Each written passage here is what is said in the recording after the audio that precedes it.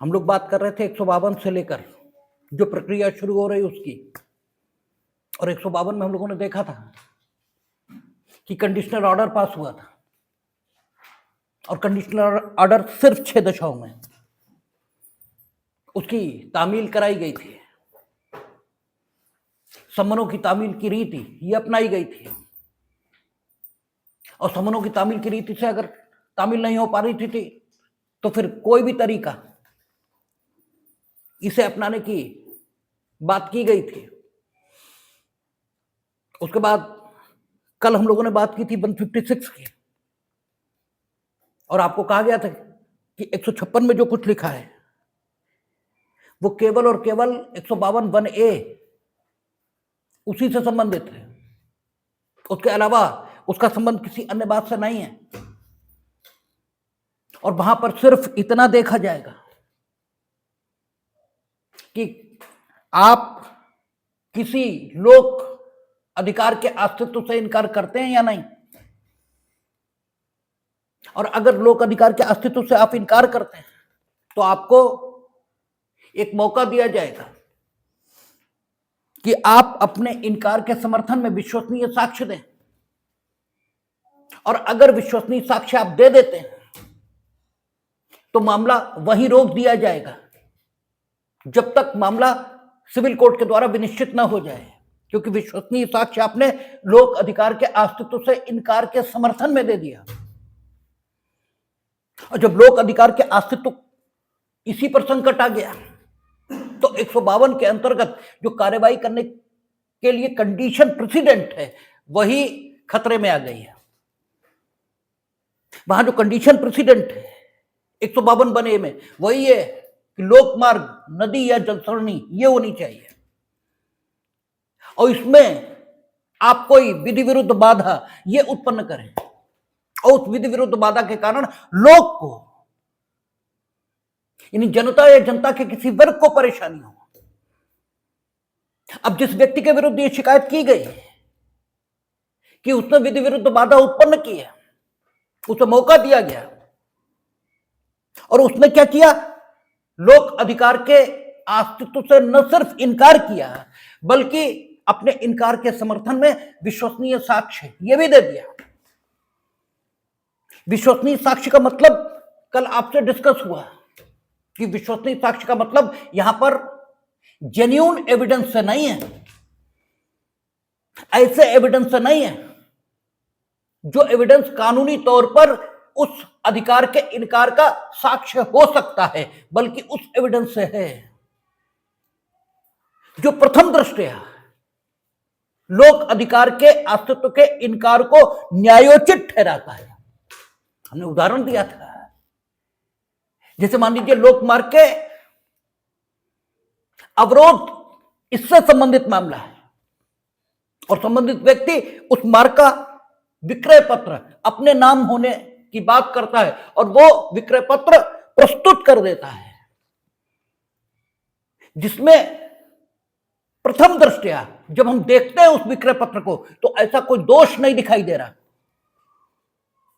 जिसके आधार पर हम उसे कूट रचित या फर्जी मान लें। लेकिन अभी भी यह फर्जी हो सकता है, और अगर अब यह फर्जी है तो इसके फर्जी होने का न्याय निर्णय सिर्फ सिविल कोर्ट वही कर सकता है, यह कोर्ट कम से कम नहीं कर सकता। इसलिए यह माना जाएगा कि संबंधित व्यक्ति ने अपने लोक अधिकार के इनकार के समर्थन में विश्वसनीय साक्ष्य प्रस्तुत कर दिया है, और अब मामला क्रिमिनल कोर्ट के द्वारा वहीं रोक दिया जाएगा तब तक के लिए जब तक सक्षम न्यायालय द्वारा अधिकारों का न्याय निर्णयन न कर दिया जाए, और फिर उस अधिकारों के न्याय निर्णयन के अनुरूप कार्यवाही को जारी रखने या कार्यवाही के समापन का निर्णय कार्यपालक मजिस्ट्रेट जो धारा 152 1A में कार्यवाही कर रहा है वो लेगा। अच्छा, अगर इस व्यक्ति ने लोक अधिकार के अस्तित्व से इनकार किया ही नहीं, या जब इससे कहा गया कि आप विश्वसनीय साक्ष्य प्रस्तुत करिए। इसने इनकार तो किया, लेकिन इससे जब कहा गया कि विश्वसनीय साक्ष्य प्रस्तुत करिए, तो इसने विश्वसनीय साक्ष्य प्रस्तुत नहीं किया। और या फिर जो साक्ष्य प्रस्तुत किया वो विश्वसनीय पाया नहीं गया। तो क्या मजिस्ट्रेट को ये अधिकार मिल गया है कि अब वो उस आदेश को जो उसने 152(a) में पारित किया था उसे अंतिम कर दे? क्या ये अधिकार मिला है? क्योंकि विश्वसनीय साक्ष्य वो प्रस्तुत नहीं कर पाया। ठीक है ना भाई। 157 हमने आपसे कहा कि 157 से पूर्व 156 सिर्फ 152(a) के लिए है। अगर 152(a) को छोड़कर शेष 5 दशाओं की दशा है, तब तो 156 से कोई मतलब ही नहीं है। तब तो 157 की कार्यवाही होगी ही होगी। अर्थात 157 में जांच इस बात की जाएगी कि क्या संबंधित जो ट्रेड और ऑक्यूपेशन, व्यापार या वाणिज्य ये चलाया जा रहा है, उसका चलाया जाना या किसी पण्य वस्तु का प्रदर्शन लोग के स्वास्थ्य या लोग के शारीरिक सुख के लिए कष्टकर है। ठीक है ना।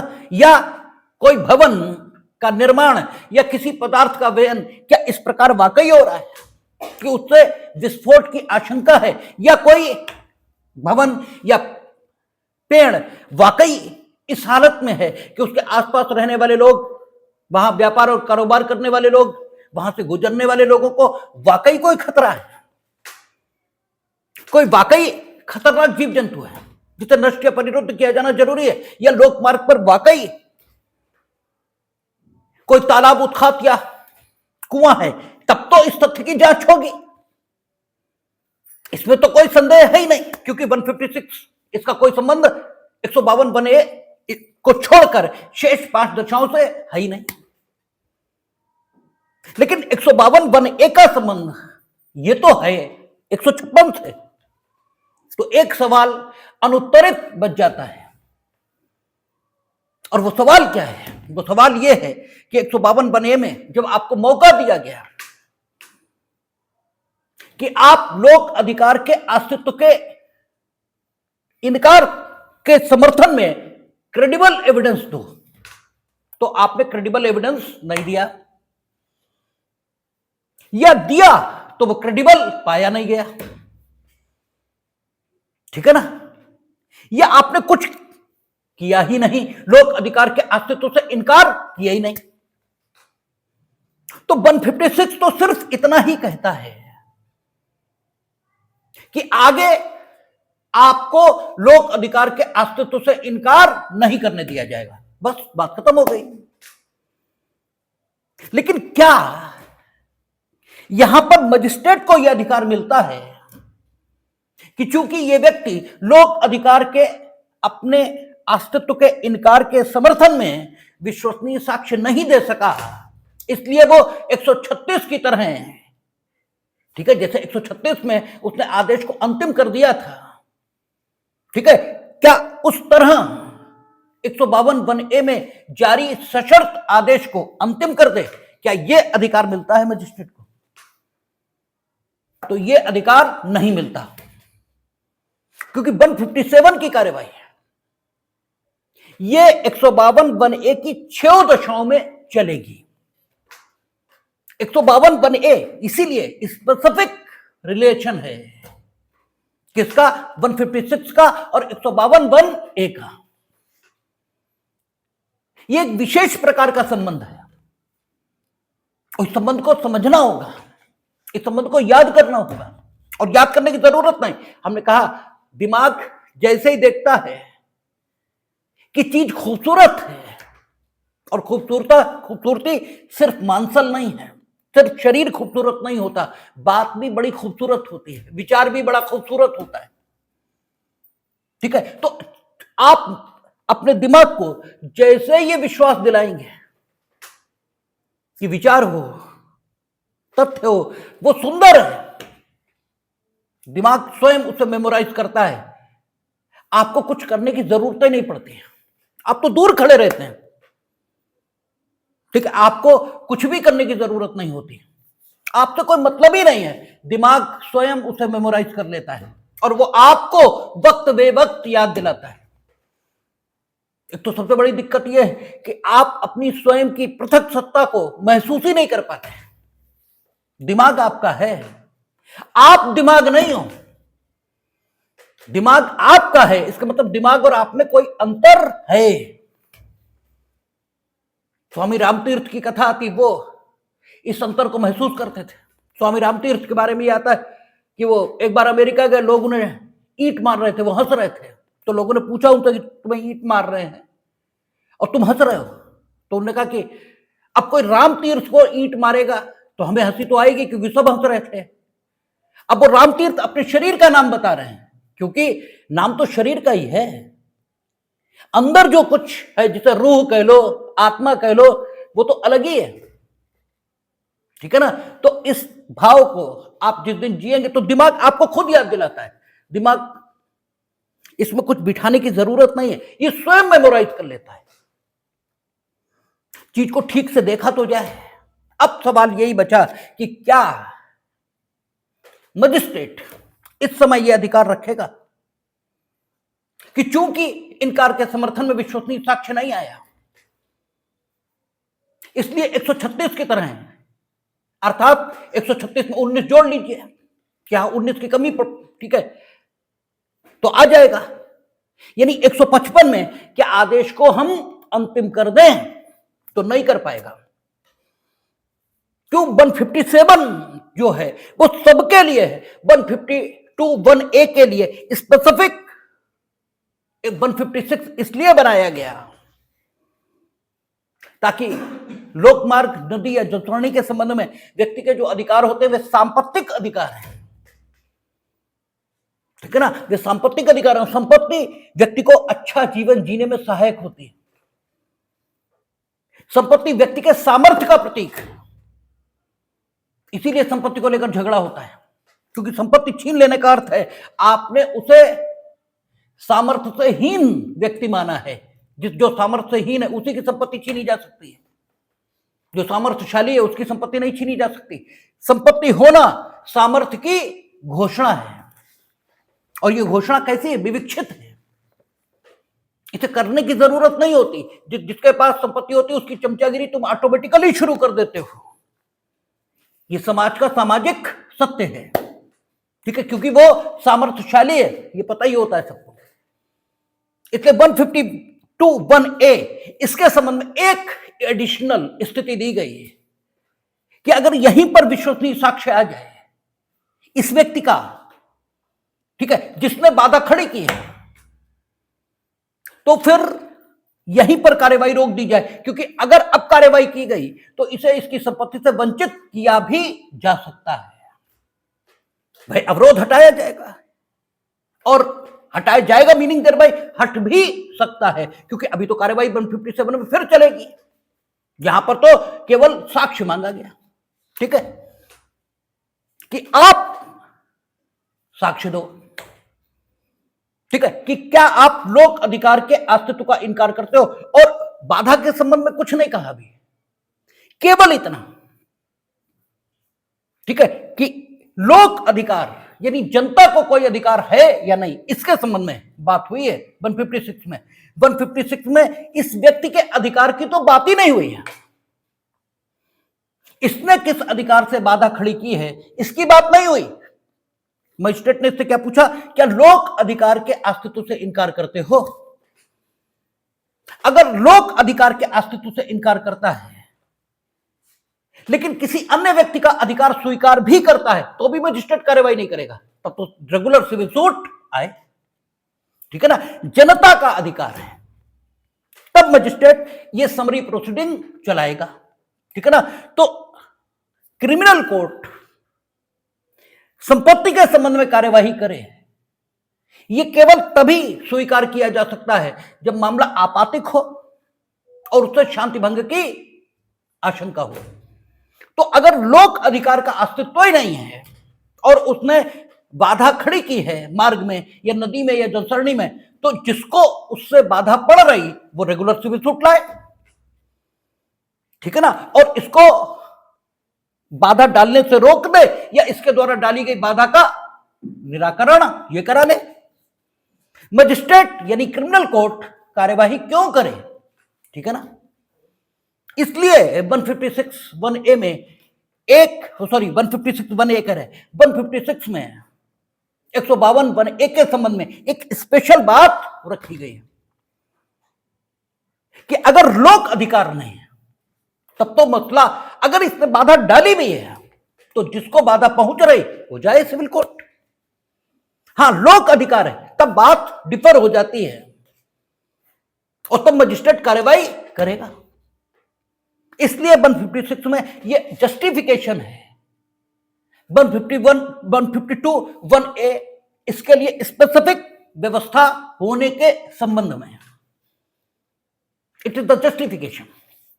अब लोक अधिकार के अस्तित्व से इनकार किया गया किंतु विश्वसनीय साक्ष्य नहीं आया, तो लोक अधिकार इसके अस्तित्व से इनकार हुआ और विश्वसनीय साक्ष्य नहीं आया। अभी इसके बाधा खड़ी करने के अधिकार पर तो कोई बात हुई नहीं, इसने बाधा खड़ी की है ना, लोक अधिकार का अस्तित्व होगा, लेकिन इसने बाधा खड़ी की है और बाधा पूर्ण अवरोध के रूप में खड़ी की हो यह भी जरूरी नहीं है। भाई बाधा का मतलब तो बाधा होता है, बाधा का मतलब पूर्ण अवरोध यही तो नहीं होता। 12 फीट की गली थी, इसने 3 फीट कब्जा कर लिया, ठीक है। अब यह कहता है हमें रूढ़िक अधिकार है, ठीक है, अमुक मौके पर 3 फीट कब्जा कर लेने का। तो अभी लोक अधिकार के अस्तित्व के संबंध में बात हुई है, अभी इसके दावे के बारे में कोई बात हुई नहीं, इसलिए बात यहीं पर खत्म नहीं हो जाएगी।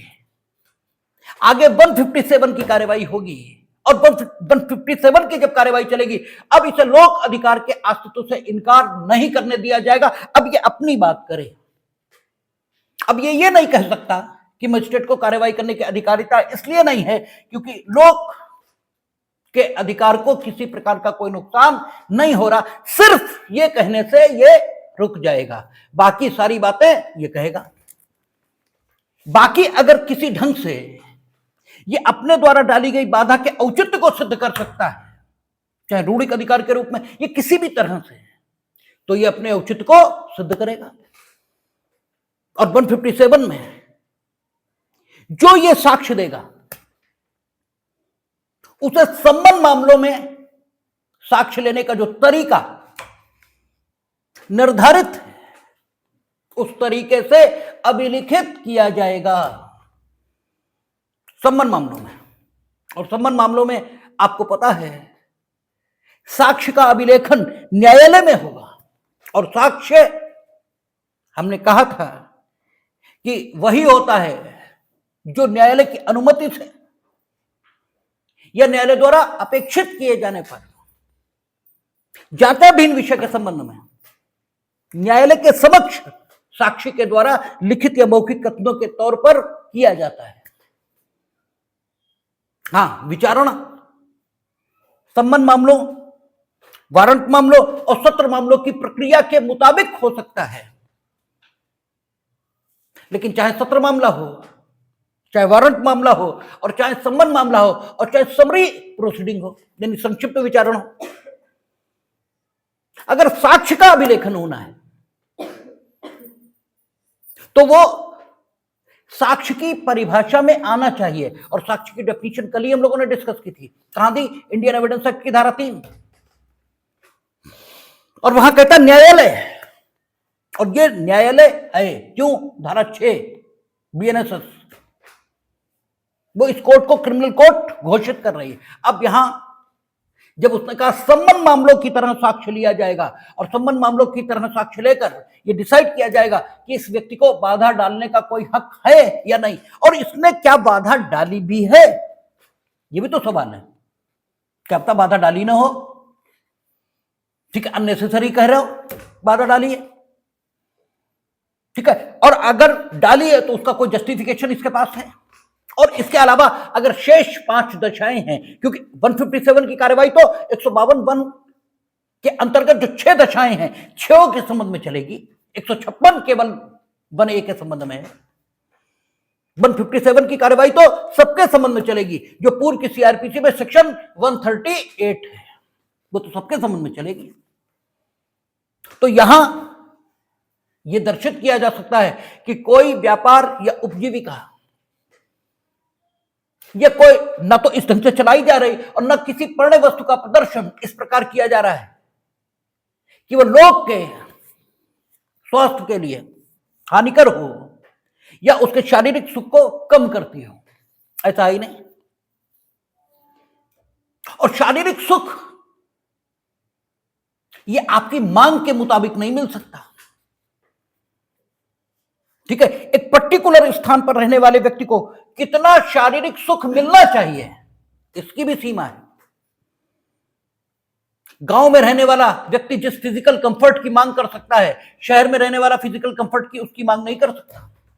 स्थान स्थान के निवासी के रूप में फिजिकल कंफर्ट डिसाइड किया जाएगा, क्योंकि आप जिस फिजिकल कंफर्ट की मांग करोगे हो सकता न तो उसे देना संभव हो, क्योंकि आप राजकुमार तो हैं नहीं। भाई आप जहां पर मकान बनाए आपको नहीं मालूम था ये लोकेलिटी कैसी है, यहां इतना शोर होता है, तो वो शोर आपको सहन करना ही होगा। हां, कोई अनरीजनेबल शोर होता है, अब बात ठीक है। ठीक है, तो कोई जैसे डीजे मैरिज लॉन आपने बना लिया, तो कोई व्यापार कोई उपजीविका इस ढंग से चलाई जा रही है कि शारीरिक सुख लोक का, और लोक में जनता या जनता का कोई वर्ग आएगा, पूरी लोकेलिटी परेशान है और पैसे सिर्फ तुम कमा रहे हो। ठीक है, हु हो रही है 2 बजे तक, तो फिर रेगुलराइज किया जाएगा। रेगुलराइज भी किया जा सकता है और प्रतिशत ये भी किया जा सकता है, लेकिन साक्ष्य की जरूरत है, चीजों को डिसाइड करने की जरूरत है। इसलिए 157 में डिसाइड किया जाएगा in the light of evidence. और एविडेंस कैसे? संबंध मामलों में साक्ष्य के अभिलेखन का जो तरीका निर्धारित है। फर्क कहां है संबंध मामलों में साक्ष्य के अभिलेखन में और वारंट और सत्र मामलों में साक्ष्य के अभिलेखन में? क्या फर्क है? तो यूं तो जब हम बीएनएसएस में वहां पहुंचेंगे तब इस पर बात करेंगे, लेकिन एक मोटा आइडिया आपको दे देते हैं। संबंध मामलों में साक्षी जो कहेगा उस सबको लिखना जरूरी नहीं है, उसका सार यह लिखा जाएगा। और सार जब लिखा जाएगा, ये शब्द आ गए, इसका मतलब यह हुए कि अधिकारी पीठासीन इसे यह अनुमति मिल गई है कि अपने दृष्टिकोण से साक्षी जो कुछ कह रहा है उसके सार को समझ ले और उसे अभिलिखित कर दे। ठीक है, पीठासीन अधिकारी की समझ ठीक ही होगी ये जरूरी नहीं है। ठीक है, इसीलिए जितनी धार्मिक किताबें हैं, जितनी हैं, वे गारंटीड नहीं कही जा सकती कि एकदम ठीक है, क्योंकि जिन्होंने जाना उन्होंने बताया, लेकिन उन्होंने लिखा नहीं, लिखा उन्होंने जिन्होंने सुना, और जिन्होंने सुना उन्होंने वही सुना होगा, यह सुनने की उसी प्रक्रिया से सुना होगा जिस प्रक्रिया से हम सुनते हैं। बात तो एक ही होती है, इन्हें डिफरेंट सुनाई देती है, इन्हें डिफरेंट सुनाई देती है, इन्हें डिफरेंट सुनाई देती है, और सबके निष्कर्ष अलग अलग हैं बात के संबंध में। बात एक ही है। तो जिसने जाना उसने क्या कहा इसका अंदाजा भर हो सकता है, एग्जैक्ट नहीं कहा जा सकता कि वही कहा होगा जो सुनने वाले ने सुना या समझा है, यह नहीं कहा जा सकता। इसलिए संबंध मामलों में आप देखें कानून में कितनी प्योरिटी रखने की कोशिश की गई है। संबंध मामलों में चूंकि स्थिति क्या है, सजाएं बहुत कम है भाई, 2 साल या उससे कम जिसमें सजा है वो संबंध मामला है, यानी छोटा मामला है। इसलिए छोटे मामले जहां भी हैं, छोटे मामले यानी जो व्यक्तियों के अधिकारों को बहुत गंभीर रूप से प्रभावित नहीं करते, यहां भी बहुत गंभीर रूप से प्रभावित तो नहीं होगा, यहां डिसाइड हो भी जाए तो भी आप सिविल कोर्ट से अपने अधिकारों की घोषणा करा सकते हैं।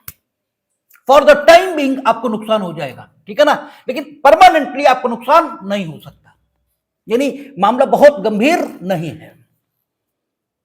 इसलिए यहां भी संबंध मामलों की प्रक्रिया, और संबंध मामलों की प्रक्रिया में क्या है, पीठासीन अधिकारी साक्षी की बात को समझेगा। और पीठासीन अधिकारी कौन है, वो जो दांडिक न्याय प्रशासन की सबसे निचली सीढ़ी पर बैठा है, इसलिए उसकी समझ पर भी बहुत भरोसा नहीं किया जा सकता। लेकिन फिर भी चूंकि मामला बहुत छोटा है, इसलिए पीठासीन अधिकारी को अनुमति है कि वो सार को समझकर अभिलिखित कर दे, और छोटे मामले संख्या में ज्यादा होते भी हैं, ये दैनंदिन अनुभव की भी बात है। इसलिए भी मामलों को स्पीडी डिस्पोज ऑफ किया जा सके, यह भी प्रश्न एलएलबी में बड़ा दिमागों को मथता है। अगर आप सोचते हैं तो, जैसे हमें तो बहुत परेशान करता था कि ये 3-3 4-4 ट्रायल बनाने की जरूरत क्या है, सत्र विचारण अलग ढंग से, वारंट ट्रायल अलग ढंग से, सम्मन विचारण अलग ढंग से, और फिर पुलिस रिपोर्ट पर संस्थित वारंट ट्रायल अलग ढंग से, पुलिस रिपोर्ट से अन्यथा संस्थित अर्थात परिवाद पर संस्थित वारंट मामलों में प्रक्रिया अलग, सम्मन मामलों का विचारण अलग, संक्षिप्त विचारण अलग। इतने ट्रायल बना देने की जरूरत क्या है, ठीक है ना। तो ये प्रश्न परेशान करते हैं और इनका उत्तर यही है कि चूंकि मामले छोटे, गंभीर, सब प्रकार के होते हैं, इसलिए प्रक्रिया अलग अलग बनाई गई, क्योंकि छोटे मामले अधिक होंगे, बड़े मामले कम होंगे, तो बड़े मामलों को सुनने के लिए न्यायालयों के पास अधिक समय बचे, इसलिए छोटे मामलों की प्रक्रिया अलग और आसान प्रक्रिया है। वो यहां क्या रखा, पीठासीन अधिकारी सार को समझ लेगा आपकी बात के, और सार को अभिलिखित कर लिया जाएगा। साक्षी जो कुछ कहेगा वो अभिलिखित नहीं किया जाएगा, ठीक है, जो कुछ कहेगा। लेकिन जब वारंट मामला होगा या सेशन मामला होगा तो वहां क्या लिखा है, वहां लिखा है कि साक्ष्य के अभिलेखन की रीति क्या होगी। तो साक्ष्य के अभिलेखन की रीति बताता है कि साक्षी जो कुछ कहेगा सब कुछ लिखा जाएगा, यानी पीठासीन अधिकारी को साक्षी के बोलने के समय उसका मतलब निकालकर उसे अंकित कराने की अनुमति नहीं है, क्योंकि विचारण न्यायालय अंतिम न्यायालय नहीं है, मामला तो उच्चतम न्यायालय तक जाना है। आप सार अभिलिखित नहीं कराएंगे, साक्षी जो कह रहा है वो अभिलिखित कराइए। उसका अर्थ और मूल्यांकन जब आप जजमेंट करने बैठे तो चाहे जो कुछ करें, आपकी मर्जी, चाहे जो कुछ कर लें, अगर उसका वही अर्थ और मूल्यांकन होगा तो कोई बात नहीं।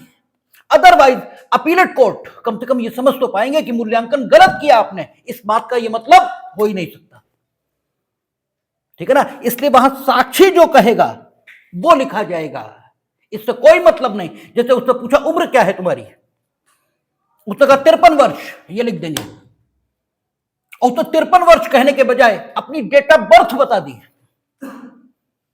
ये भी तो करते हैं, जैसे लोगों की आदतों में होता, और विशेषकर टीचर्स की आदत में ये विशेष होता है। आज भी एक टीचर गवाही में थे, उनसे पूछा उम्र, बोले हमारी डेट ऑफ बर्थ 1971 है। अब कौन कहे उनसे, उन्होंने लिखो आयु ये 1971, बात खत्म। लेकिन वो जो कहेगा वही लिखा जाएगा। प्रश्न हम पूछेंगे, हां, प्रश्न के उत्तर में वो कहता है जो प्रश्न का उत्तर हो ही नहीं सकता, ठीक है ना, तो उसे चेतावनी दी जाएगी कि खड़े कहां हो, ये पता है, ठीक है। और फिर ये लिखा जाएगा, उत्तर फिर भी हम उसका लिख देंगे और फिर उसे आगे उत्तर, शपथ लेकर उत्तर न देने पर जो कुछ हो सकता होगा वो उसके खिलाफ करेंगे, और अगर वो उत्तर देता तो उसके खिलाफ होता, ये प्रज्यूम भी किया जा सकता है। जैसे हमने पूछा कि क्या खाना खाया था, और तुम कहते हो दिल्ली रहते हैं, अब इस प्रश्न का ये उत्तर हो ही नहीं सकता, ठीक है। तो वारंट मामलों में या सत्र मामलों में पीठासीन अधिकारी सार नहीं अभिलिखित कराएगा, जो कुछ साक्षी कहेगा वो अभिलिखित होगा,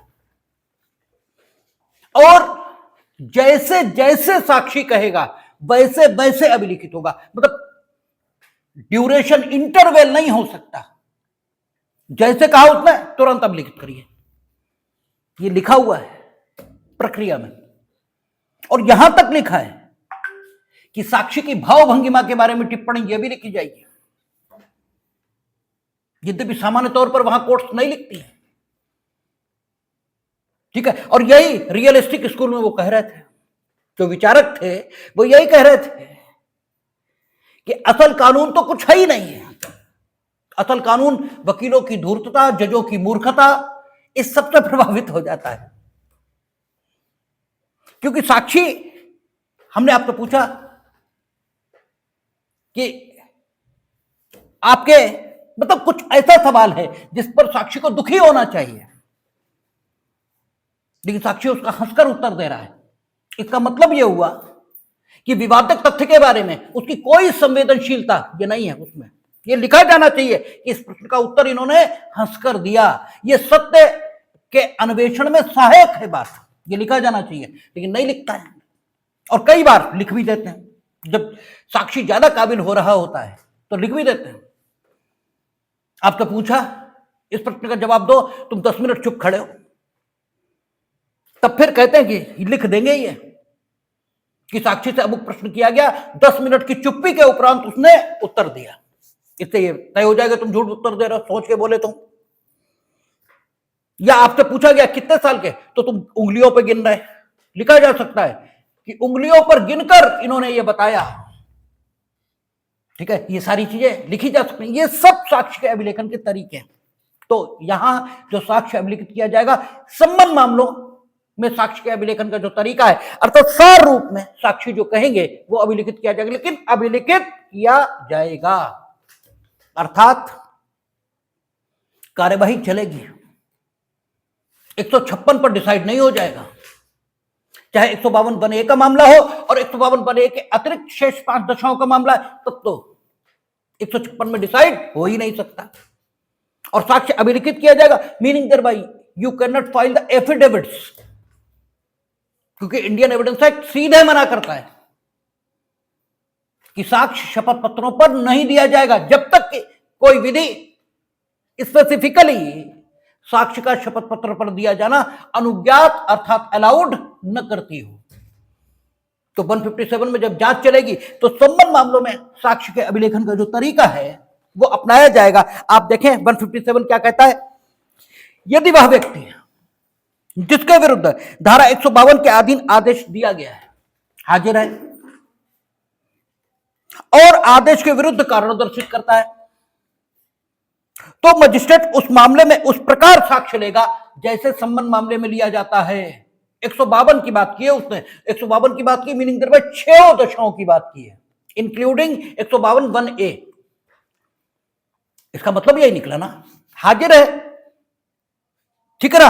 और आदेश के विरुद्ध, आदेश कौन सा, कंडीशनल ऑर्डर, 156 में उससे लोक अधिकार के अस्तित्व के प्रति इनकार करने की अपेक्षा की गई थी। अब आदेश के विरुद्ध अगर वो कोई कारण दर्शित करना चाहता है तो करे, सिवाय इसके कि अगर मामला 152(1)(a का है और आदेश के विरुद्ध कारण वो इस आधार पर दर्शित करना चाहता है कि लोक का कोई अधिकार नहीं है, तो इसे छोड़कर, क्योंकि वो ऊपर ही लिख दिया गया 156 में कि अगर आप एक बार इनकार नहीं करते लोक अधिकार के अस्तित्व से या विश्वसनीय साक्ष्य नहीं दे पाते तो पश्चातवर्ती कार्यवाहियों में आपको लोक अधिकार के अस्तित्व से इनकार नहीं करने दिया जाएगा। तो इस डिफेंस को छोड़कर 157 की जब कार्यवाही चलेगी तो 152 के प्रत्येक खंड के अंतर्गत की गई कार्यवाही के संबंध में जारी सशर्त आदेश के प्रति व्यक्ति ऑब्जेक्शन या आपत्ति दर्ज करा सकेगा। ठीक है ना। और यदि कराता है तब स्थिति क्या होगी? तो मजिस्ट्रेट उस मामले में उस प्रकार साक्ष्य लेगा जैसे संबंध मामलों में लिया जाता है, यानी दोनों पक्ष the source which has supplied the information to the magistrate कि ऐसा ऐसा हुआ है, 152 की 6 स्थितियां मौजूद हैं, वो साक्ष्य और ये व्यक्ति जो कारण दर्शित कर रहा है आदेश के विरुद्ध, इससे भी साक्ष्य देने की अपेक्षा की जाएगी और साक्ष्य अभिलिखित किया जाएगा जैसे संबंध मामलों में किया जाता है। इसका मतलब यह हुआ कि you cannot file the affidavits, संबंध मामलों में जैसे साक्ष्य लिया जाता है वैसे लीजिए। और संबंध मामलों साक्ष्य कैसे लिया जाता है आगे बताया गया है कि सार अभिलिखित किया जाएगा, साक्षी जो कुछ कहेगा। ठीक है। तो आपका कहता है यदि मजिस्ट्रेट का यह समाधान हो जाता है 157 सबसेक्शन 2 कि या तो आदेश जैसा मूलतः किया गया था उस रूप में या ऐसे परिवर्तन के साथ जिसे वह आवश्यक समझे, युक्त और उचित है, तो वह आदेश यथास्थिति परिवर्तन के बिना या ऐसे परिवर्तन के सहित अंतिम कर देगा। यानी 157 सबसेक्शन 1 में उसने साक्ष्य लिया, इस व्यक्ति को अवसर दिया कि आप कारण दर्शित करिए। अगर आप चाहते हैं कि कोई परिवर्तन आदेश में किया जाए या आदेश न किया जाए, यानी आदेश अंतिम न किया जाए, क्योंकि सशर्त आदेश वहां था कि आप या तो कारण दर्शित करिए और या फिर पालन करिए। आपने पालन नहीं किया, कारण दर्शित करना है, हाजिर हैं और कारण दर्शित करना है। ठीक है ना। 155 में अंतिम होता ना, और 156 बीच में है, तो 156 केवल एक दशा के लिए है। 157 सीधे 155 के बाद है ऐसा प्रिज्यूम किया जा सकता है, ऐसा माना जा सकता है, क्योंकि 156 का अस्तित्व तो सिर्फ एक स्थिति से है, बाकी किसी से नहीं। इसलिए 157 155 के बाद है, ऐसे भी ले लें तो समझने के दृष्टिकोण से आसानी रहेगी।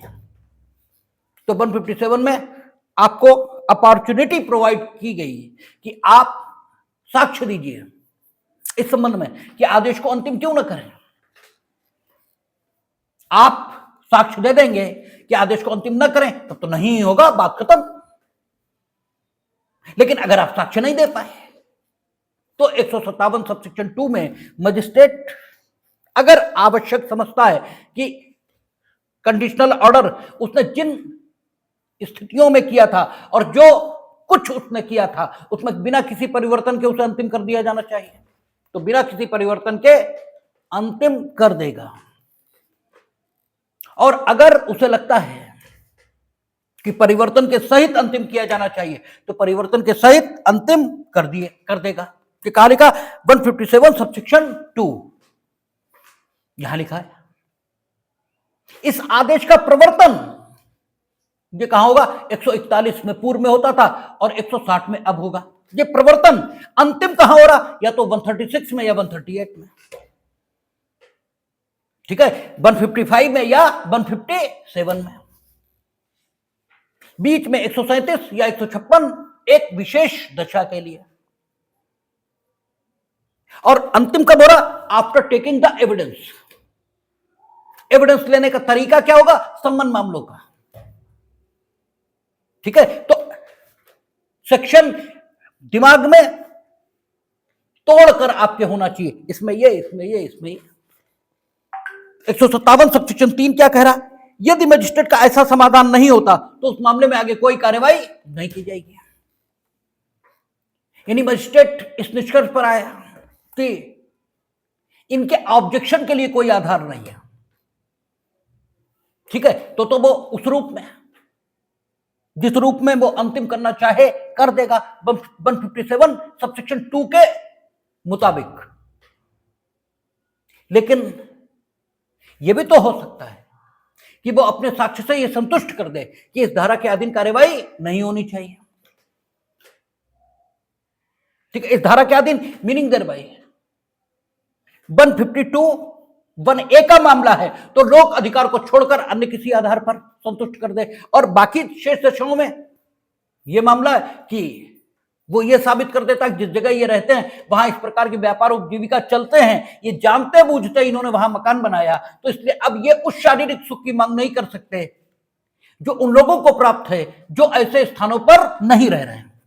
अगर वो ये साबित कर देता है तो भी मजिस्ट्रेट, भाई तुम सब्जी मंडी में मकान बनाओगे तो आवाज तुम्हें ही ज्यादा सुननी पड़ेगी।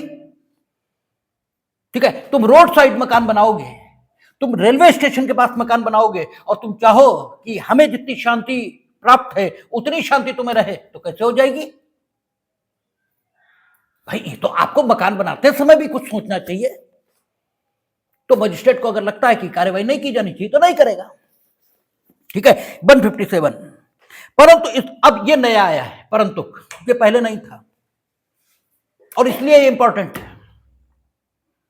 कहता परंतु इस धारा के अधीन प्रक्रियाएं 90 दिनों की अवधि के भीतर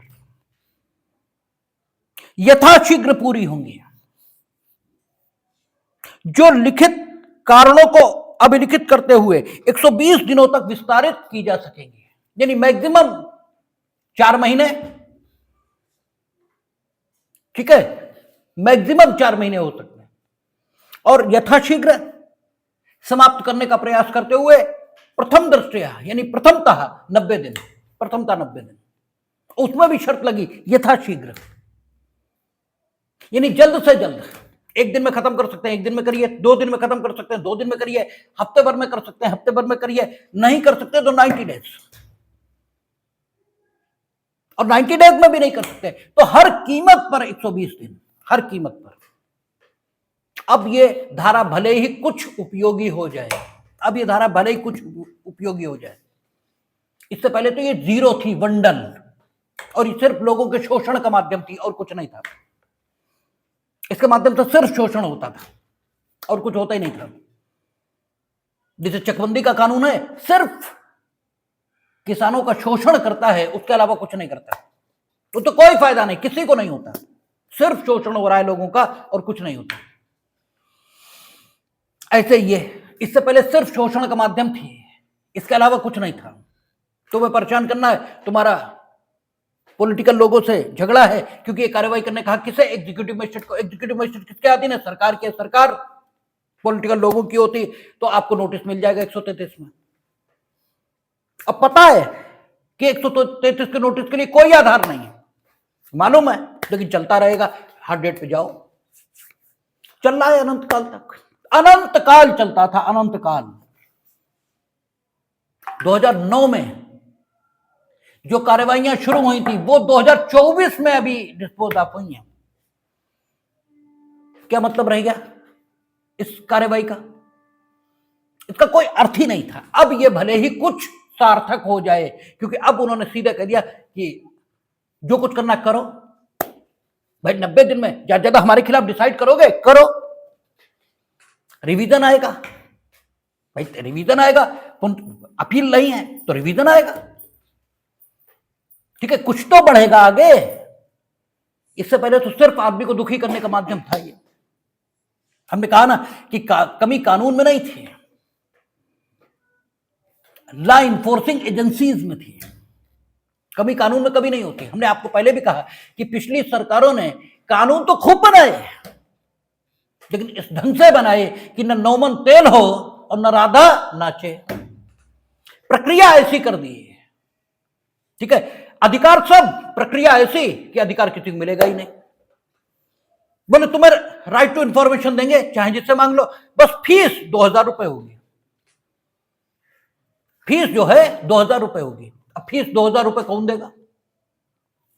मतलब कोई बहुत ही जरूरी हो तो देगा, नहीं होगी तो 2000 रुपए कौन बैठे बैठे दे? ठीक है, तो कानून सब बना दो, प्रक्रिया ऐसी रखो। कि वो लागू ही ना हो पाए, लागू ही ना हो पाए। यही तो हो रहा है ओबीसी रिजर्वेशन के साथ। बात करेंगे जब हम लोग देखेंगे, जब बात करेंगे अनुच्छेद 16 पर, तब बात करेंगे।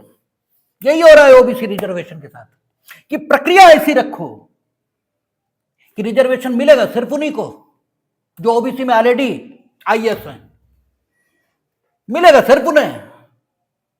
और ये ओबीसी समाज या जो एससी समाज के अन्य लोग हैं वो ये मानकर चलते हैं कि बाकी सब उनके दुश्मन हैं। वो जो कह रहे हैं उन्हीं के हिसाब से चलना है, और वो कह रहे हैं जिससे फायदा सिर्फ उन्हें मिलेगा, बाकी मिलेगा ही किसी को नहीं। तो प्रक्रिया ऐसी बनाएंगे। अब ये लाइनें ठीक आई हैं, या तो 90 दिन यथाशीघ्र आप पूरा करो, या 90 दिन में, या मैक्सिमम 120 डेज।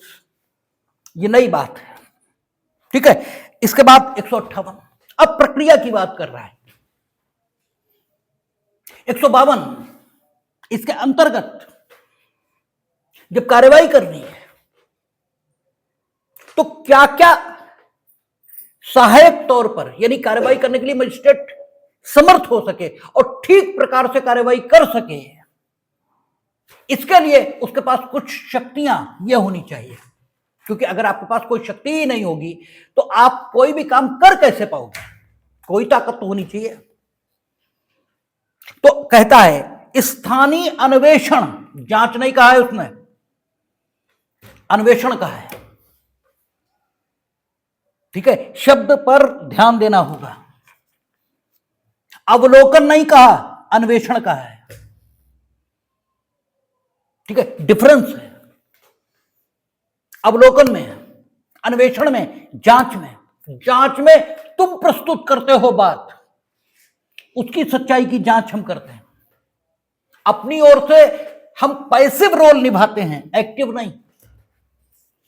तुम तथ्य प्रस्तुत कर रहे हो ना, उन्हें हम देख रहे हैं कि सही है या गलत, ये जांच है। अन्वेषण में मेरा रोल एक्टिव है,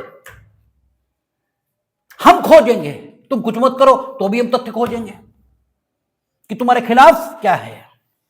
यही तो फर्क है।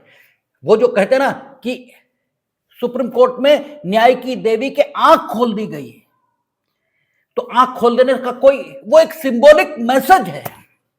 और वो सिंबॉलिक मैसेज क्या कहता है? वो सिंबॉलिक मैसेज ये कहता है कि पहले जज का रोल पैसिव था, यानी वो आंख बंद किए बैठा है, इधर का भी एविडेंस, इधर का भी एविडेंस, जो भार है उसके मुताबिक डिसाइड कर देगा। He will not play any active role.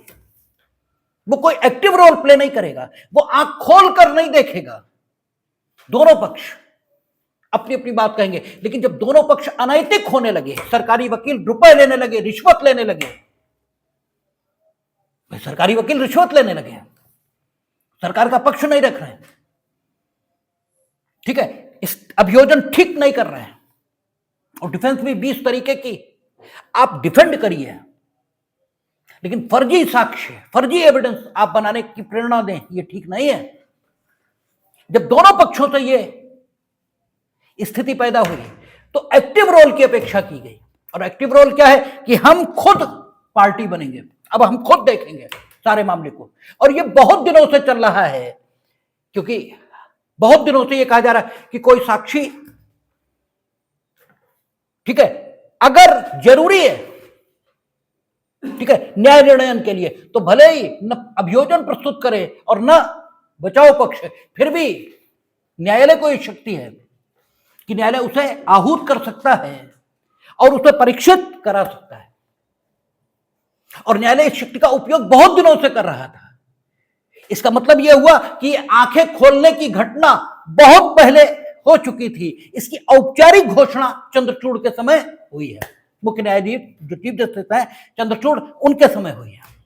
ये एक सिंबॉलिक मैसेज है बस, इसके अलावा थोड़ी कुछ है कि नाउ द जज is going to play the active role. वो एक्टिव रोल प्ले करेंगे, आंख खोल कर देखेंगे। तो जांच और अन्वेषण बात अलग अलग है, अवलोकन बात अलग है। अवलोकन में हम न्यूट्रल हैं, ठीक है, जो कुछ है बस देख रहे हैं। अवलोकन में मेरी भूमिका न्यूट्रल है, ना हम इधर हैं ना हम इधर हैं, हम तो कोई मतलब ही नहीं है। जांच में मेरी भूमिका पैसिव है, जो तुम रखोगे उसकी जांच हम करेंगे। अन्वेषण में मेरी भूमिका एक्टिव है, हम खोजेंगे तथ्य। यहां स्थानीय अन्वेषण के लिए शब्द के अर्थ हैं, शब्द का अपना मतलब है, ठीक है। तो कहता है स्थानीय अन्वेषण के लिए निर्देश देने और विशेषज्ञ की परीक्षा करने की मजिस्ट्रेट की शक्ति, वो 152 में है। जानवर खतरनाक है या नहीं, इस विषय पर विशेषज्ञ बताएगा ना। और देखिए, और सुन, जो हम कहा करते हैं कि पढ़ा लिखा कौन, जिसने जाना वो है पढ़ा लिखा। और जानने की प्रक्रिया अनुभव की प्रक्रिया है। जानने की प्रक्रिया का डिग्री लेने से कोई ताल्लुक नहीं है, डिग्री लेने से उसका कोई संबंध नहीं। किसी के पास डिग्री नहीं है इसका मतलब वो पढ़ा लिखा नहीं है। ये वही बेवकूफ कहेंगे जो वाकई पढ़े लिखे नहीं है, जिनके पास सिर्फ डिग्री है, ठीक है। और इस बात को माननीय उच्चतम न्यायालय ने भी स्वीकार किया है। कब? जब हम लोगों ने पढ़ी थी विशेषज्ञ साक्षी, धारा 45 पूर्व की, नए की तो हमें याद नहीं है। उसमें क्या कहा था उन्होंने? विशेषज्ञ कौन? तो उनका विशेषज्ञ वो है जिसने क्रियात्मक अनुभव प्राप्त किया है। जैसे विदेशी विधि, इसका विशेषज्ञ उन्होंने किसे माना था?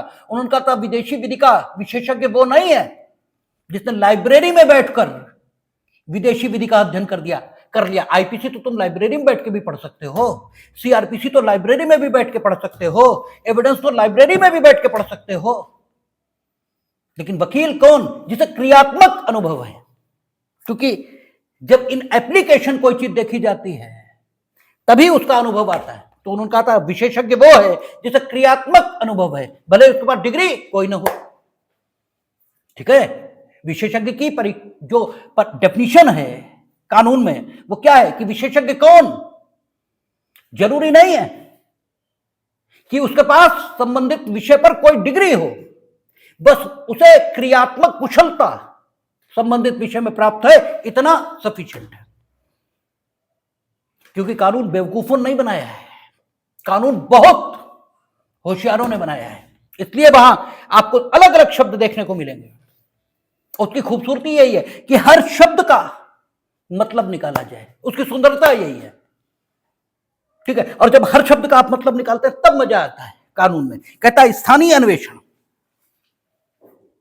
लोकल इन्वेस्टिगेशन, इसके लिए मजिस्ट्रेट, ठीक है, स्वयं भी कर सकता है, किसी को इंपावर भी कर सकता है। और विशेषज्ञ इसे भी भेज सकता है। विशेषज्ञ जानवर खतरनाक है नहीं, कौन? जो वन विभाग है उसके कर्मचारी विशेषज्ञ इस विषय पर हो सकते हैं कि ये जानवर खतरनाक है या नहीं है, ठीक है ना। विशेषज्ञ कोई हो सकता है, संबंधित विषय पर उसे विशेष योग्यता हासिल है, बस डिग्री है या नहीं इससे मतलब क्या है। लेकिन यहां समाज में एक अजीब ही ढंग की बात चलती है, डिग्री होनी चाहिए। डिग्री क्या मतलब है?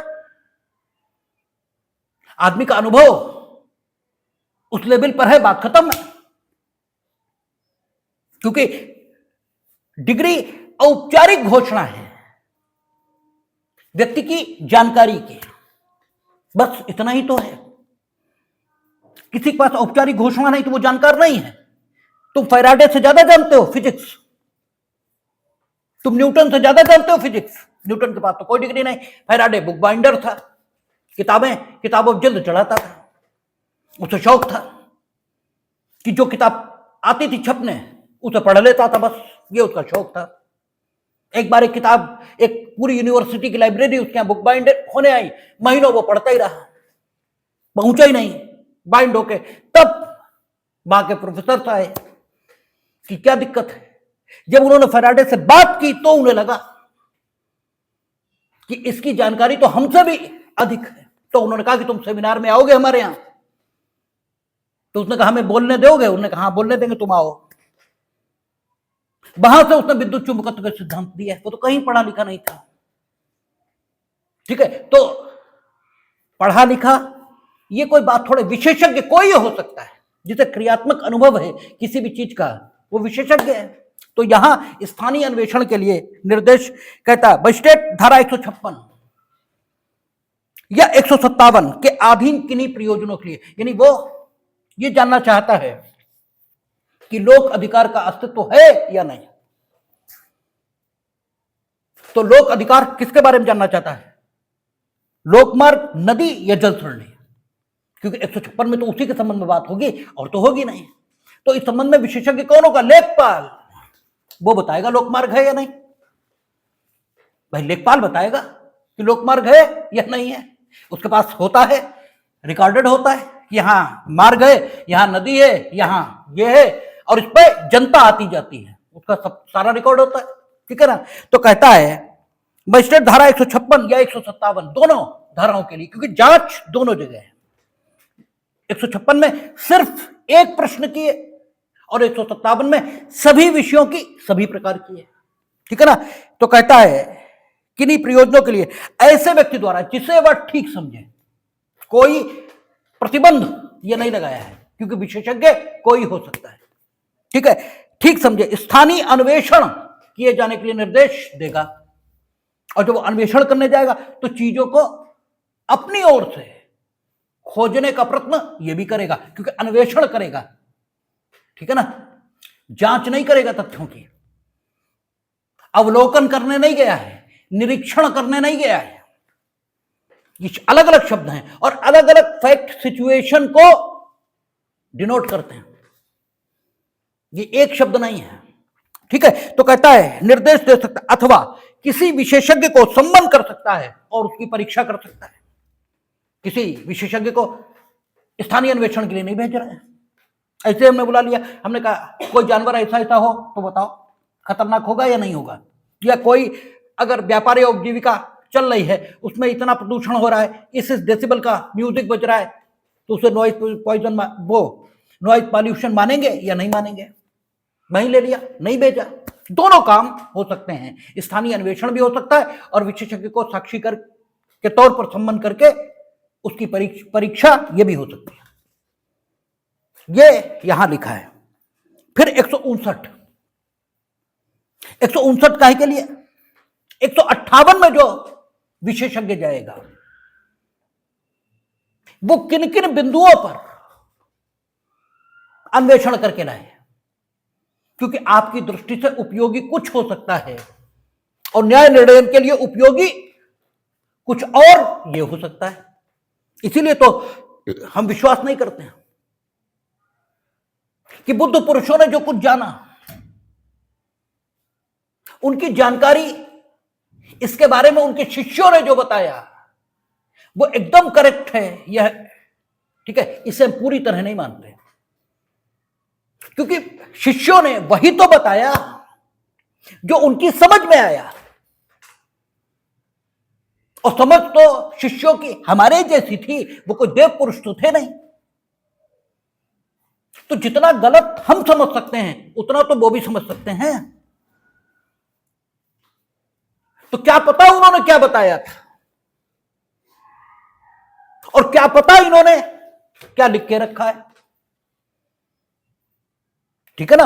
और लिखे हुए की जो व्याख्या की जाती है वो तो अक्सर यही संदेश देती है कि कोई बुद्ध पुरुष शायद ये तो कह ही नहीं सकता था, जो उनके नाम पर बताया जाता है कि शायद कोई भी बुद्ध पुरुष ये तो कभी नहीं कहता,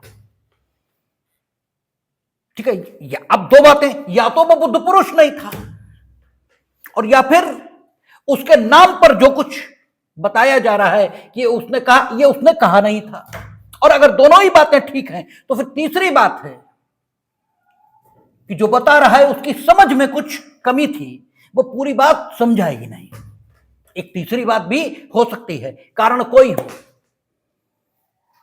लेकिन फिर भी समझ पर बहुत भरोसा नहीं किया जा सकता। समझ पर कोई बहुत भरोसा ये ठीक नहीं है। इसीलिए जहां गंभीर मामले हैं कानून में आप देखेंगे वहां कहता है ना, साक्षी जो कहे वही लिखो, समझ पर कोई भरोसा नहीं। आप कौन होते हैं समझने वाले? जो कह रहा वो लिख दीजिए। मूल्यांकन होगा तो खाली यही थोड़ी करेंगे, ये जो मूल्यांकन करेंगे उसके बाद उसका मूल्यांकन फिर हाईकोर्ट में होगा, उच्चतम न्यायालय में भी होगा, हो सकता है सब जगह गलत हो जाए, तो ये दुर्भाग्य की स्थिति होगी। लेकिन शुद्ध करने का जितना प्रयत्न हम कर सकते हैं उतना तो करें। नहीं होगा शुद्ध तो नहीं होगा, क्या करेंगे आप? ठीक है, तो न्याय निर्णय के लिए उपयोगी बिंदु कुछ हो सकते हैं, और जो स्थानीय अन्वेषण करने जाए वो किन्हीं अन्य बिंदुओं पर अन्वेषण कर सकता है। इसलिए आपका 159 कहता है कि अन्वेषण जो करने जाएगा उसे रिटर्न इंस्ट्रक्शन मजिस्ट्रेट के द्वारा दिए जा सकते हैं कि आप इन इन बिंदुओं पर इस प्रकार से अन्वेषण करके लाएंगे। कहता है जहां मजिस्ट्रेट धारा 158 के आगे किसी व्यक्ति द्वारा स्थानीय अन्वेषण किए जाने के लिए निर्देश देता है, वहां मजिस्ट्रेट उस व्यक्ति को ऐसे लिखित अनुदेश दे सकता है, जरूरी नहीं है देगा, दे सकता है। शक्ति की सूरत का अधिकार यह दिया गया है। हाफील्ड का क्लासिफिकेशन पढ़ा था हम लोगों ने, अधिकारों के कई प्रकार हैं। ठीक है, अधिकार उस रूप में भी होता है जिस रूप में अधिकार आप समझते हैं, और अधिकार शक्ति की सूरत में भी होता है। और शक्ति की सूरत में अधिकार जब मिलता है तो आपको विकल्प होते हैं, आप चाहो तो करो और चाहो तो न करो। तो यहां शक्ति की सूरत का अधिकार यह मजिस्ट्रेट को मिला है, दे भी सकता है और न देना चाहे तो न भी दे। ठीक है, दे सकता है जो उसके मार्गदर्शन के लिए आवश्यक प्रतीत हो, यानी मजिस्ट्रेट की नजर में जो उसके मार्गदर्शन के लिए जरूरी अनुदेश हो वो उसे दे सकता है।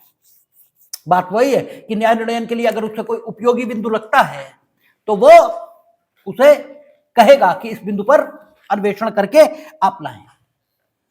यह घोषित कर सकता है कि स्थानीय अन्वेषण का सब आवश्यक व्यय या उसका कोई भाग किसके द्वारा दिया जाएगा, यह घोषित कर सकता है, करेगा जरूरी नहीं है। क्यों जरूरी क्यों नहीं है? क्योंकि किसने घोषित किया कि हम भारत के समस्त निवासियों को सामाजिक, आर्थिक और राजनीतिक न्याय देंगे? राज्य ने। मजिस्ट्रेट कौन है? किसकी शक्ति का प्रयोग कर रहा है? राज्य का, राज्य की शक्ति का प्रयोग कर रहा है। तो न्याय करना उसकी ड्यूटी है, न्याय करना उसका कर्तव्य है, लोकहित की रक्षा करना उसका कर्तव्य है। हां, अगर यह दिख रहा है कि पक्षकार, प्रथम दृष्टया ऐसा लगता है कि पक्षकार निहायत, ठीक है, आपका अनाधिकार चेष्टा कर रहे हैं, निहायत ही गलती पर हैं, तब यह कह सकता है कि तुम दोगे स्थानीय अन्वेषण का व्यय, क्योंकि लोक कल्याणकारी राज्य है। अगर राज्य से हम कुछ दिलवाएंगे तो अन्य लोगों का हक जाएगा, यह भी है। अगर राज्य 1 रुपया खर्च करेगा तो राज्य ने कोई नौकरी थोड़ी करता है, राज्य के पास तो टैक्स का पैसा है। तो 1 रुपया भी राज्य का जा रहा है तो वो समस्त जनता को प्रतिकूल रूप से प्रभावित कर रहा है, इसलिए लुटाया भी नहीं जा सकता। लेकिन अगर यह दिखता है कि पक्षकार गरीब हैं और न्याय करने के लिए जरूरी है कि एक रिपोर्ट कॉल हो, तो फिर राज्य अपने पास से भी खर्च कर सकता है। दोनों ही स्थितियां रहनी चाहिए कि पैसों के अभाव में कोई न्याय से वंचित भी न हो, और राज्य की न्याय प्रदान करने की जो जिम्मेदारी है इसका दुरुपयोग करके कोई ऐसी स्थितियां भी पैदा ना कर पाए कि जो राजकोष है इस पर अनावश्यक भार ये पैदा हो। तो इसके लिए कानून में क्या लिखा जाता कि वो आवश्यक समझे तो यह भी घोषित कर सकेगा कि ये व्यय किसके द्वारा दिए जाएंगे, सारे या उनका कोई भाग, यानी न चाहे तो नहीं राजकोष पर उसका भार आएगा।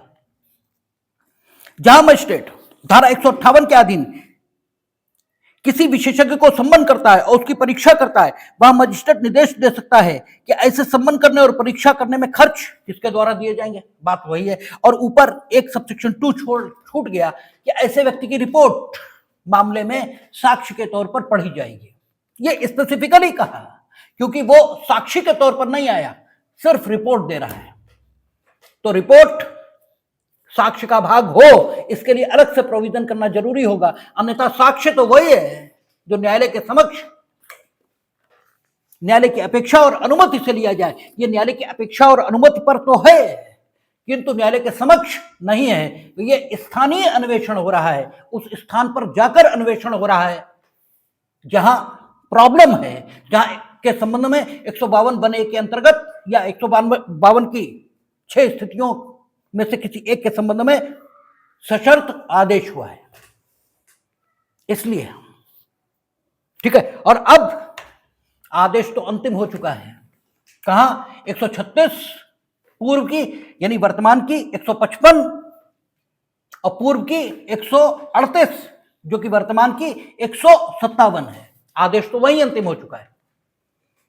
और अगर आदेश अंतिम हो गया तो अब आदेश का प्रवर्तन होगा, इन्फोर्समेंट, ये 160 में होगा, क्योंकि अगर ये प्रोविजन नहीं है तो भी कोई मतलब नहीं है। तो 160 कहता आदेश अंतिम कर दिए जाने पर प्रक्रिया और उसकी अवज्ञा के परिणाम दोनों। सबसेक्शन 1 आदेश अंतिम कर दिए जाने पर क्या प्रक्रिया अपनाई जाएगी आदेश के इन्फोर्समेंट के लिए, उसकी चर्चा करता है। और सबसेक्शन 2 उसकी अवज्ञा के परिणाम बताता है कि अगर अवज्ञा की तो फिर परिणाम क्या होंगे। ठीक है, क्या कहता है? कहता है जब धारा 155 या धारा 157 के अधीन आदेश अंतिम कर दिया जाता है, दो ही जगह अंतिम होगा, या तो 155 में या 157 में, पूर्व में या तो 136 में या 138 में। तब मजिस्ट्रेट उस व्यक्ति को जिसके विरुद्ध वह आदेश दिया गया है उसकी सूचना देगा। ठीक है ना? अगर 158 की स्थिति है तब तो कोई बात ही नहीं। ठीक है, 157 कह रहे, 157 की स्थिति तो हाजिर ही है। 155 में भी एक स्थिति हो सकती है कि वो आया ही ना हो, तब सूचना दिया जाना न्याय संगत प्रतीत होता है। लेकिन यहां एक जनरल प्रोविजन रखा गया है कि सूचना देगा, ताकि एक मौका तुम्हें और दे रहे कि आदेश का पालन खुद कर लो। ठीक है ना? कहता है कि सूचना देगा और उससे यह भी अपेक्षा करेगा, किसमें? सूचना में, कि वह उस आदेश द्वारा विनिर्दिष्ट कार्य इतने समय के अंदर करे जितना सूचना में नियत किया जाएगा, और उसे इत्तला देगा, ये बताएगा भी, वार्न भी करेगा कि अवज्ञा करने पर वह भारतीय दंड संहिता की भारतीय न्याय संहिता धारा 2023 की धारा 233 द्वारा उपबंधित शास्ति का भागी होगा अगर उसे पालन नहीं किया। ये सूचना भी देगा, ये भी बताएगा कितने टाइम में करेंगे। और ये पूर्व की धारा 188 है, पूर्व आईपीसी के। ठीक है, आपका देख लो एक बार फिर भी, क्योंकि बेयर प्रोविजन है, हो सकता गलत भी हो। ठीक है, तो 233 क्या कह रहा है? 223 है हमारे, हाँ 223 है, हाँ 223 वही है जो 188 में पहले था। ठीक है, उपबंधित शास्ति का भागी को ये सूचना देगा। अब अगर आप ढीठ होंगे तो इसके बाद भी नहीं करेंगे, तब सबसेक्शन 2 कहता है यदि ऐसा कार्य नियत समय के अंदर नहीं किया जाता तो मजिस्ट्रेट उसे करा सकता है। ठीक है, और उसके किए जाने में हुए खर्चों को किसी भवन, माल या अन्य संपत्ति के जो उसके आदेश द्वारा हटाई गई है, विक्रय द्वारा अथवा ऐसे मजिस्ट्रेट की स्थानीय अधिकारिता के अंदर या बाहर स्थित उस व्यक्ति की अन्य जंगम संपत्ति के करस्थम और विक्रय द्वारा वसूल सकता है। यानी अब कुर्की और विक्रय होगा इस व्यक्ति की, खुद काम तो कराएंगे ही, और काम कराने में अगर कोई संपत्ति हमने हटाई है तो उसके विक्रय द्वारा, और अगर उसके विक्रय से खर्चे पूरे नहीं हो रहे तो इस व्यक्ति की अन्य जंगम संपत्ति, या आपकी जंगम संपत्ति अचल संपत्ति भी है नहीं, केवल जंगम है, अंदर या बाहर स्थित उस व्यक्ति के अन्य जंगम संपत्ति, स्थावर नहीं लिखा है, जंगम संपत्ति के चाहे अधिकारिता के अंदर हो और चाहे अधिकारिता के बाहर हो, करस्थम और विक्रय द्वारा वसूल सकता है। हाँ, एक चीज है कि अगर अधिकारिता के बाहर है इसकी जंगम संपत्ति, तो जिस मजिस्ट्रेट की स्थानीय अधिकारिता में इसकी जंगम संपत्ति है उसे भी कुर्की का प्रष्ठांकन करना चाहिए, तभी कुर्की और विक्रय हो सकता है, अन्यथा नहीं। आगे आ जाएगा। हाँ, आ गया। और यदि ऐसी अन्य संपत्ति ऐसी अधिकारिता के बाहर है तो उस आदेश से ऐसी कुर्की और विक्रय तब प्राधिकृत होगा जब वह उस मजिस्ट्रेट द्वारा प्रष्ठांकित कर दिया जाता है जिसकी स्थानीय अधिकारिता के अंदर कुर्क की जाने वाली संपत्ति पाई जाती है। यानी यह मजिस्ट्रेट काम करा लेगा, उसकी अन्य जंगम संपत्ति अधिकारिता के बाहर है तो उसके लिए कुर्की और विक्रय का आदेश कर देगा। लेकिन कुर्की और विक्रय के आदेश के अधीन एक्चुअल कुर्की और विक्रय तभी किया जाएगा जब वो जंगम संपत्ति जो अधिकारिता के बाहर है, जिस मजिस्ट्रेट की अधिकारिता में है, उसके द्वारा इंडोर्स कर दी जाएगी, प्रष्ठांकित कर दी जाएगी। इस धारा के अधीन सद्भाव पूर्वक की गई किसी बात के लिए कोई वाद नहीं होगा। सद्भाव पूर्वक यानी मजिस्ट्रेट ने सम्यक सतर्कता और सम्यक सावधानी बरतते हुए कोई काम किया और बाद में सिविल न्यायालय ने पाया कि वो काम गलत था, वास्तव में ट्रेड और ऑक्यूपेशन को कोई खतरा नहीं था, फिर भी बंद करा दिया। ठीक है, फिर भी बंद करा दिया, ये फिर भी रेगुलराइज करा दिया, अर्थात कुछ घंटों के लिए प्रतिबंधित कर दिया, तो नुकसान तो हुआ ही भाई, नुकसान तो हुआ ही। उतनी देर में वो और लाभ कमाता, तो उस लाभ के लिए अगर मजिस्ट्रेट के विरुद्ध क्षतिपूर्ति का कोई मुकदमा आ जाए तो क्षतिपूर्ति का ये मुकदमा नहीं चलेगा यदि मजिस्ट्रेट ने सद्भाव पूर्वक ये काम किया है। और सद्भाव कब मानेंगे? जब सम्यक सतर्कता और सम्यक सावधानी, और सम्यक शब्द के साथ हमने कहा था ये बड़ा कठिन शब्द है, क्योंकि सम्यक न ज्यादा की अपेक्षा करता है और न कम की, ये संतुलन की अपेक्षा करता है। हमने कहा था आप ज्यादा खाना खा सकते हो, आप कम खाना खा सकते हो, आप भूखे रह सकते हो, सब कुछ आसान है, लेकिन बिल्कुल ठीक खाना खाना, न कम न ज्यादा, ये बड़ा कठिन है। तो ये सम्यक शब्द अपने में बड़ा अनूठा और अद्भुत है। और सम्यक सावधानी, सम्यक सतर्कता, और सम्यक कितना है ये परिस्थितियों में निर्धारित होता है। तो अगर मजिस्ट्रेट ने ये किया है तो फिर उसके विरुद्ध कोई कार्रवाई नहीं चलेगी। ये आपका आदेश का प्रवर्तन हुआ। अब इसमें सिर्फ 2 सेक्शन बचे, तो हम सोचते हैं कल ये और एक धारा 144 जो फ्रीक्वेंटली यूज होती है कि धारा 144 लग गई, अब तो 144 नहीं बची, अब तो कितनी हो गई? 162। अब तो 162 हो गई, लेकिन पूर्व की ये 144 है। तो 144 कैसे लगती है, किन दशाओं में लगती है, कब कब लग सकती है, क्या क्या हो सकता है और क्यों लगती है, इन सारे प्रश्नों पर कल हम लोग बात कर लेंगे। और उसके बाद 2 चीजें और बचेंगी, उसके बाद हम लोग FIR के बारे में बात करेंगे, देखेंगे।